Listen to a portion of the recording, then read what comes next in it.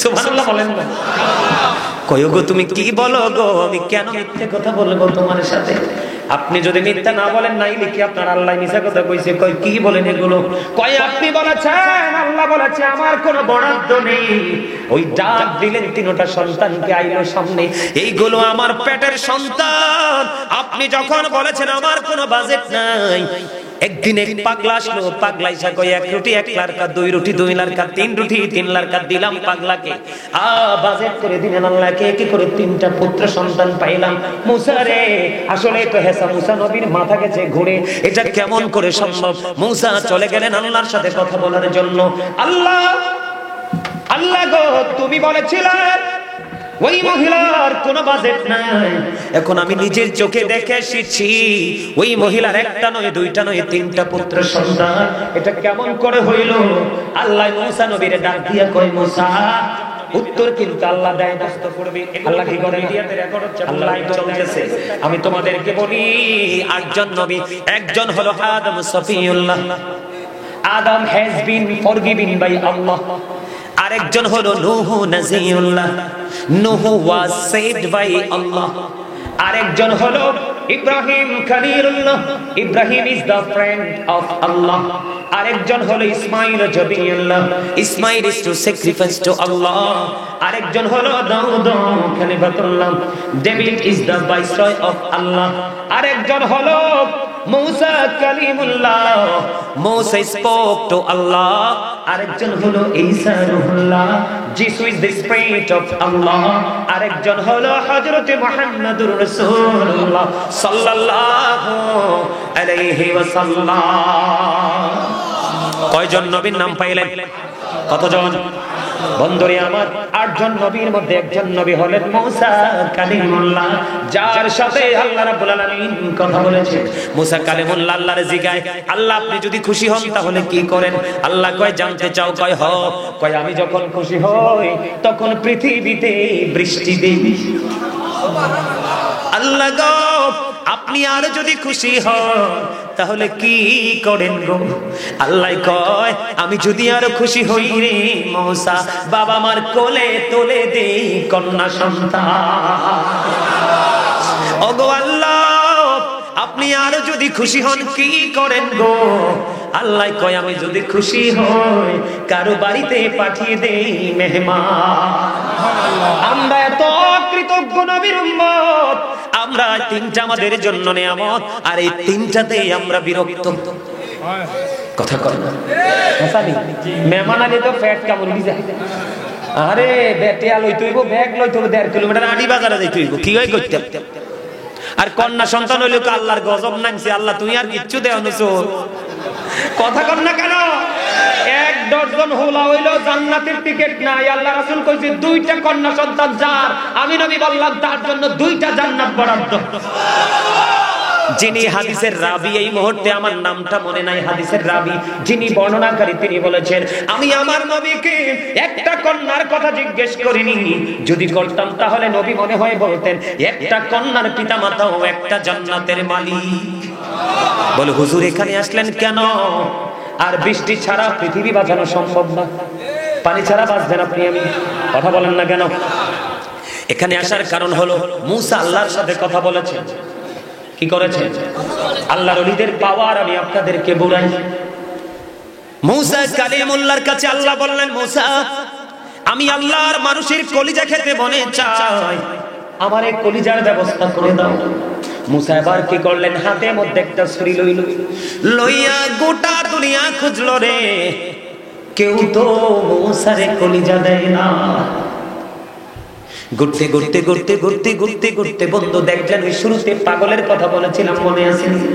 আমাদের মধ্যে অনেক পাগল আছে, আমরা তাকে আল্লাহর ওলি বা আল্লাহর প্রিয় মানতে চাই না, কিন্তু হাদিস শরীফের মধ্যে এসেছে ওই পাগলটা আল্লাহর এত প্রিয় হয়ে আছে রে। বন্ধু এত প্রিয় হয়ে আছে, ওই পাগল কইতে দেরি আল্লাহ ডাকটা শুনতে দেরি করে না। মুসা নবীকে আল্লাহ রাব্বুল আলামিন, আল্লাহর ওলি এবং নবীদেরটা হচ্ছে মুজিজা, আল্লাহর ওলিদেরটা হচ্ছে কারামত। কি হুজুর ঠিক নেই? আল্লাহর ওলিদের কারামত আছে না? আপনারা সবাই জানেন শাহজালাল মুজাদ্দিদ যুদ্ধের সময় জায়নামাজ বিছাইয়া সুরমা নদী পার হইছে। আপনি আমি জায়নামাজ তো তাক দূরের কথা, টলারেও নিরাপদ না। কথা কন না কেন? আরে ভাই দেখছি টলার ডুবি কোন দেশে যে চলে গেছে, গবেষকরাই খবরে পায় না। কথা কন না কেন? এই মুখে আবার আল্লাহর ওলিদের বিরোধিতা করে। কথা কন না? আছে না এই সমস্যাটা আমাদের মাঝে? অবশ্যই আছে। আমি কি বলি শোনেন, কেমনে মুসা নবীকে আল্লাহ রাব্বুল আলামিন আমাদেরকে তথ্যটা জানাবে, এটাই হলো মূল। আমি আপনাদেরকে বুঝাচ্ছি দুজনের পাওয়ার দুই রকম। কেমনে? এক মহিলার কোনো বাচ্চা কাচ্চা হয় না মুসা নবীর আমলে, তো বাচ্চা কাচ্চা হয় না, মুসা নবীর কাছে মহিলা এসে কয়, নবী গো আপনি তো আল্লাহর সাথে কথা বলেন, আমার তো বাচ্চা কাচ্চা হয় না, আমার কোনো বাজেট টাজেট আছে না, আপনি যদি একটু জানাইতেন। এবার মুসা নবী আল্লাহর সাথে কথা বললেন, আল্লাহ গো একজন মহিলা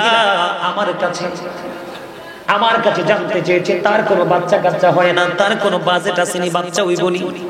আল্লাহ রাব্বুল আলামিন একটা ডাক দিয়ে বলে দিলেন, মুসা তুমি জানিয়ে দাও ওই মহিলার জন্য কোনো বরাদ্দ নাই। মহিলা তো আতঙ্কিত হয়ে গেছে, বরাদ্দ নাই কয় না। মহিলা আর কি করবে? আল্লাহ কইছে, আল্লাহ নবী মুসাই কইছে বরাদ্দ নাই, আর কি কোনো কথা আছে? মুসা নবী বলে চলে গেল। মহিলার মনটা খারাপ। হঠাৎ করে একটা পাগল আইছে, পাগলের নাম হলো জুম্মন পাগলা।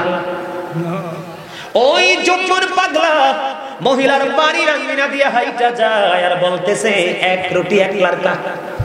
আরে সুবহানাল্লাহ কোন নামিয়া মজার বাস্তব কি? ওই এক রুটি এক লাড়কা। মহিলা কয় পাগলা আইছে বাড়ির দ্বারা, আবার কয় এক রুটি এক লাড়কা। আল্লাহ যাই করুক, দেখি চেষ্টা করে কি হয়। মহিলা যখন ওই পাগলা যখন বলল এক রুটি এক লাড়কা, মহিলাই দিলেন ওই পাগলকে একটা রুটি। মহিলা যখন পাগলকে একটা রুটি দিলেন, একটা রুটি গ্রহণ করে বলতেছে এক রুটি এক লাড়কা। তার মানে আঙ্গুল তো তোলেনি, ইশারা মালিককে দিয়েছে, মালিক তো তার ডাক শুনতেই বসে আছে। এক রুটি এক লাড়কা। মহিলা এক রুটি খাওয়াই দিল, আবার কয় দুই রুটি দুই লাড়কা। দুই রুটি খাওয়াই দিল, দুই রুটি দুই লাড়কা। তিন রুটি তিন লাড়কা। তিন রুটি খাওয়াই দিল, তিন লাড়কা। বন্ধু মুসা নবীর সাথে আর মহিলার দেখা নাই। এবার তিনি ধীরে ধীরে দেখতে পাইলেন, ধীরে ধীরে দেখতে পাইলেন ওই মহিলা সিস্টেম মতো একটা একটা করে তিনটাই হয়েছে পুত্র সন্তান। জোরে কন্যা সুবহানাল্লাহ। এবার কি করলো? এবার মহিলা তো পাগল হয়ে গেছে, কই ওইলে মুসাই মিছা কথা কইছে, নাইলে মুসার আল্লাহ কইছে। আসলে তো হেসা। কথা কম না কেন? আসলে কথা হেসানি। মহিলা তো সাধারণ মানুষ, তার চিন্তা করতেই পারে, ঠিক কিনা বলায়? আসলে মুসা ও মিছা কইনি, আমার আল্লাহ তো বলেনি। কই মুসারে দরমু আজগা। মুসা নবীকে বললেন, নবী গো আপনি কেমনে মিছা কথা কইলেন? সুবহানাল্লাহ বলেন না। কই গো তুমি কি বলো গো, আমি কেন মিথ্যে কথা বলবো তোমার সাথে? আপনি যদি মিথ্যা না বলেন, নাইলে কি আপনার আল্লাহ মিথ্যা কথা কইছে? কই কি বলেন এগুলো? কই আপনি বলেছেন, আল্লাহ বলেছে আমার কোনো বরাদ্দ নেই। ওই ডাক দিলেন, তিনটা সন্তানকে আইলো সামনে, এইগুলো আমার পেটের সন্তান।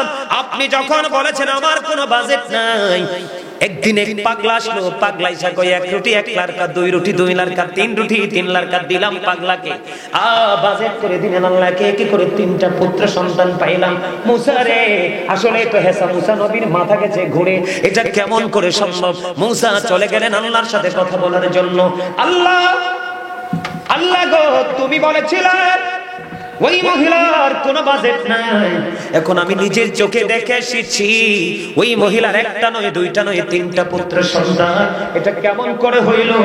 আল্লাহ মুসা নবীরে ডাক দিয়া কয়, মুসা উত্তর কিন্তু আল্লাহ দেয় না। আল্লাহ কি করে না? আল্লাহ উত্তর দেয় না। উত্তরটা কেমন করে দিচ্ছে দেখেন, আল্লাহর ওদের পাওয়ার বোঝাচ্ছি। এবার মুসা নবী আল্লাহ ওই মুসা কালিমুল্লাহকে আল্লাহ ডাক দিয়া কয়, মুসা রে আমার মানুষের কলজা খাইতে ইচ্ছা করছে, একটু যদি কলজা এনে দিতা। আল্লাহ 6 দিনে ফিসিটটাতে আয়া পুরা দুনিয়া শেষ করলো, 6 দিনে সৃষ্টি করে। আল্লাহর কাছে মানুষের কলজা ব্যাপার? কথা বলেন না আপনারা। যে কথা না বললে তো আমি বুঝবো আমার কি আপনারা পছন্দই করেন না। আচ্ছা আমার পছন্দ হয়েছে না? না আপনাদের ওয়াজে অনেক বেশি মনোযোগ, অনেক বেশি মনোযোগ। আলহামদুলিল্লাহ, ইউ আর ভেরি সাকসেসফুল। আলহামদুলিল্লাহ বলেন। এবার আল্লাহ কইছে মুসা রে, মানুষের কলজা খাইতে মন চায়। এবার মুসা নবী ছুরি একটা লইয়া সারা দুনিয়া ঘুরলো, সারা দিন ঘুরলো। ঘুরতে ঘুরতে ঘুরতে ঘুরতে দিন পার হয়ে গেল। হঠাৎ করে দেখলো গাছের নিচে পাগল বসে আছে। কি বসে আছে? পাগল বসে আছে। মুসা ডাক দিয়া কয়, ওই পাগল ডাক দিয়া কয়, আল্লাহর নবী মুসা আপনি এদিকে আসেন। আইছে। কই কি ব্যাপার, আপনাকে বিচলিত দেখা যায় কেন? কয় সারা দুনিয়া ঘুরলাম, সমাধান হলো না। তোমার কাছে বললে কি লাভ হবে? কয় একটু বললা দেখো না। মুসা তোমার কি হয়েছে আমাকে একটু বলো রে। এবার মুসা কালিমুল্লাহ ডাক দিয়া কয়, আল্লাহ যায় করে করে পাগল একটু হুনাই। এবার পাগলকে বললেন, পাগলা রে, সারাটা দিন আমি ঘুরলাম, সমাধান তো হলো না। মূসাকে আবার ডাক দিয়ে বললেন, মূসা তুমি কি সমাধান চাচ্ছ আমি বুঝতে পারছি।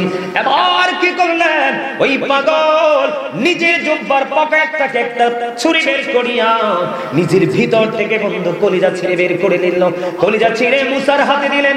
শরীরের বিভিন্ন জায়গা থেকে গোশত কেটে কেটে মূসার কাছে দিল। মূসা কালিমুল্লাহকে ডাক দিয়ে বলতেছে, মূসা রে, আল্লাহ যদি আরেকবার তোমাকে মানুষের গোশত খাইতে কয়, তুমি কষ্ট করে আরেকবার আসা লাগবে না। একবারে আমি সব জায়গা থেকে গোশত দিয়ে দিলাম, তুমি গোশত নিয়ে কলজা নিয়ে আল্লাহর কাছে চলে যাও। আল্লাহর কাছে মূসা নবী যাইতে দেরি রে। ও বন্ধু, ওই লাকসাম বড়ুইমুড়ি গ্রামের আমার ভাই বাবারা, মা বোনদেরকে বলছি, যাদের ঈমান আছে তোমাদের ঈমান আরো মজবুত হবে। আল্লাহর কাছে যাইতে দেরি। আল্লাহ রাব্বুল আলামিন মূসা কালিমুল্লাহর একটা ডাক দিয়ে বলল, মূসা রে, তোমাকে কি আমি এমন একটা কলজা দিয়া বানাইছিলাম না? তুমি সারাটা দিন ঘুরেছো, একটু কলজা ব্যবস্থা করতে পারো না। আমার ওই পাগল গাছের নিচে বসে আছে, তোমার মনের ভাষণা বুঝতে পেরেছে। ডাক দিয়ে বলছে, মূসা তুমি আমার কাছে আসো, সমাধান হবে। তার শরীরের গোশত কেটে দিল, কলজা কেটে দিল, বিভিন্ন জায়গার গোশত কেটে দিল। রে মূসা, ওই যে বলেছ আমি তোমাকে না করেছিলাম রে, এইটা আমার এমন একটা পাগল। এই পাগল যখন আমার কাছে চিঠি লিখে, আমি তার চিঠির উত্তর না দিয়ে পারি না। আমার পাগল ওই মহিলার জন্য আমার কাছে চিঠি লিখেছে, 3টা পুত্র সন্তান দিতে হবে রে। আমি খোদার ফিরাইতে পারলাম না, সঙ্গে সঙ্গে তার জন্য বরাদ্দ দিলাম 3টা ছেলে। জোরে কন্যা সুবহানাল্লাহ। আপনাদেরকে আমি একটা তথ্য দিব। এই কুমিল্লা ক্যান্টনমেন্ট থেকে একটু উত্তর দিকে আপনার এটাকে কি জানি বলে, এবদারপুর। এটাকে খাতায় কলমে লেখে এতবারপুর। এমনি সবাই জানে প্রচলিত এবদারপুর নাম। ওইখানে একজন ফকির আছে, ওনার বাড়ি কই ঘর কই কেউ জানতো না।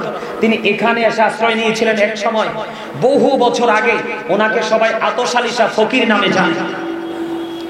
আমি ওনার উরুসে গিয়েছিলাম একবার, আমাকে প্রধান বক্তা হিসেবে দাওয়াত দিয়েছিল আজ থেকে 4-5 বছর আগে। আমি গিয়েছিলাম, এক আজব কাণ্ড আমি দেখেছি। বলে, হুজুর কি কাণ্ড দেখেছেন? যাইয়া দেখলাম ওখানে মাহফিল কমিটির কোনো তাবারুক করা লাগে না। সব তাবারুক এলাকার প্রত্যেকটা লোক ফজরের পরে রান্না করে করে আপনার দেখ সারি সারি, সবারটা সবাই দেখ, সবারটা সবাই খায়। সুবহানাল্লাহ বলেন। উনি এমন একজন ফকির ছিলেন, এই ওনার এলাকায় তৎকালীন সময়ে এক ফকির, মানে গরিব আর কি, একটা গাভীর দুধ দুহাইয়া সংসার চালাতো। কি করতো? সংসার চালাতো। তো শাবানের চাঁদ চলে গেল, রমজানের চাঁদ উঠবেই। রাত্রিতে গাভীটা দুধ দেওয়া বন্ধ করে দিল। দহন করতে গেছে, পায়ে লাথি দেয়। পায়ে কি করে? দুধ দহন করতে দেয় নাই। মাসটা রমজান মাস। কি মাস? রমজান মাস। এখন ওই যে আতশালিশা ফকির, ফকিরের কাছে মহিলা যায় কান্দা কান্দা কয়, বাবা আমি তো এতদিন দুধ খাইছি, সামনে রোজার মাস, আমি গরিব মানুষ, আমার গাভীটা তো লাফালাফি করে দুধ দেয় না। তখন আমি ওখানকার আপনাদের মতো সিনিয়র মুরব্বীদের কাছ থেকে শুনছি, সবাই অবাক ওনার কারামত দেখে। ওই আতশালিশা ফকির কি করলেন, ওখানে গিয়ে গাভীটাকে বলে একটা ফোঁসা দিছে। ফোঁসা দিয়ে কয়, কি গো এই এত মাস দিছো, আর একটা মাস দিলে কি দেব? একটা মাস দাও। সুবহানাল্লাহ বলেন না। সত্যি সত্যি বলছি, আমি বানিয়ে বলছি, এই পবিত্র জায়গায় বসে, আল্লাহর ওলির দরবারে বসে আমি অসংখ্য মানুষের কাছ থেকে শুনেছি।